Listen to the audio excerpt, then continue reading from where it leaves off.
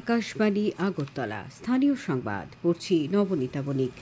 প্রধানমন্ত্রী নরেন্দ্র মোদী আজ দলের বুথ স্তরের কর্মীদের সঙ্গে একটি মত বিনিময় অধিবেশনের মাধ্যমে বিহার বিধানসভা নির্বাচনের প্রচার শুরু করবেন। শ্রী মোদী মেরা বুথ সবসে মজবুত প্রচার কর্মসূচির অধীন দলীয় কর্মীদের সাথে মত বিনিময় করবেন। 243 সদস্য বিহার বিধানসভা নির্বাচন আগামী মাসের 6 এবং 11 তারিখে 2 ধাপে অনুষ্ঠিত হবে। ভোট গণনা হবে 14 নভেম্বর।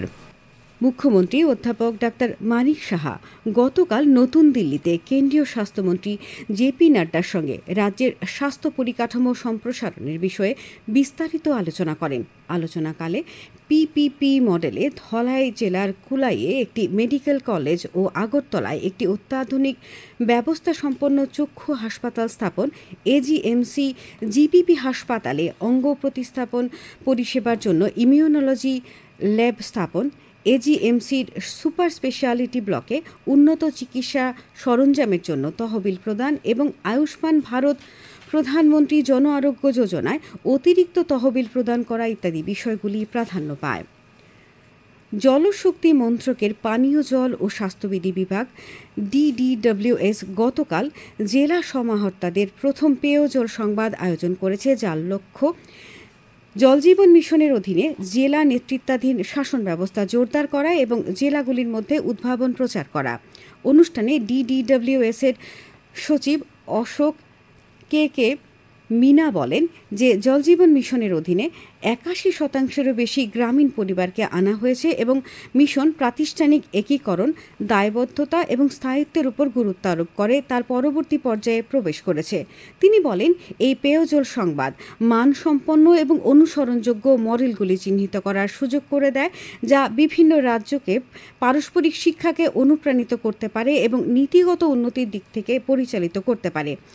অনুষ্ঠান চলাকালীন মেঘালয়ের পূর্ব খাসি পাহাড়, উড়িষ্যার গঞ্জাম, মহারাষ্ট্রের রত্নগিরি, আসামের চারাইদেও, ছত্তিশগড়ের ধামতারি জেলা এবং উত্তর ত্রিপুরার জেলা সমাহর্তারা সুস্থায়ী গ্রামীণ জল পরিষেবা সরবরাহের জন্য উদ্ভাবনী জেলা স্তরের উদ্যোগগুলি উপস্থাপনা করেন।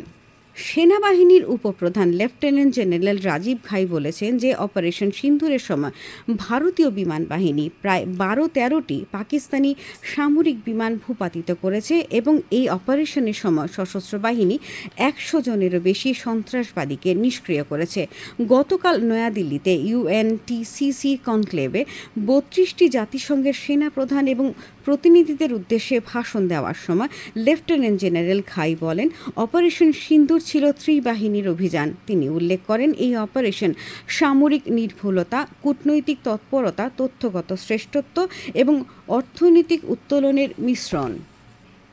HIV/AIDS রোগ প্রতিরোধে সচেতনতা বৃদ্ধির লক্ষ্যে আগামীকাল সিপাহীজলা জেলাভিত্তিক 10 কিলোমিটার দূরত্বের ম্যারাথন দৌড় রেড রান অনুষ্ঠিত হবে। এই দৌড় সিপাহীজলা চিড়িয়াখানার প্রধান গেট থেকে শুরু হয়ে চিড়িয়াখানার অধিকর্তার কার্যালয়ের সামনে গিয়ে শেষ হবে।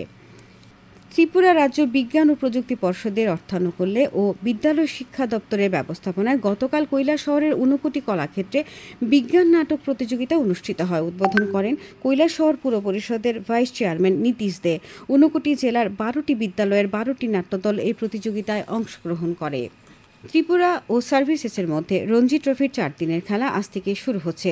দিল্লিতে এই ম্যাচটি হবে। এই ম্যাচে অংশ নিতে মণিশঙ্কর মুরা সিংয়ের নেতৃত্বে রাজ্য দল দিল্লিতে রয়েছে। আবহাওয়ার খবর। রাজ্য থেকে গতকাল আনুষ্ঠানিকভাবে বর্ষা বিদায় নিয়েছে। এবারের বর্ষা মরশুমে বৃষ্টিপাতের পরিমাণ 1451.7 মিলিমিটার। আজ আকাশ আংশিক মেঘলা থাকবে। ভোরের দিকে কুয়াশা ছিল। আজ দিনের সর্বোচ্চ তাপমাত্রা 34 ডিগ্রি সেলসিয়াসের কাছাকাছি থাকতে পারে। আজ ভোরে সর্বনিম্ন তাপমাত্রা ছিল 24.9 ডিগ্রি সেলসিয়াস। স্থানীয় সংবাদ এখনকার মতো শেষ হলো। পরবর্তী বাংলা স্থানীয় সংবাদ প্রচারিত হবে সন্ধ্যে 7:55 মিনিটে।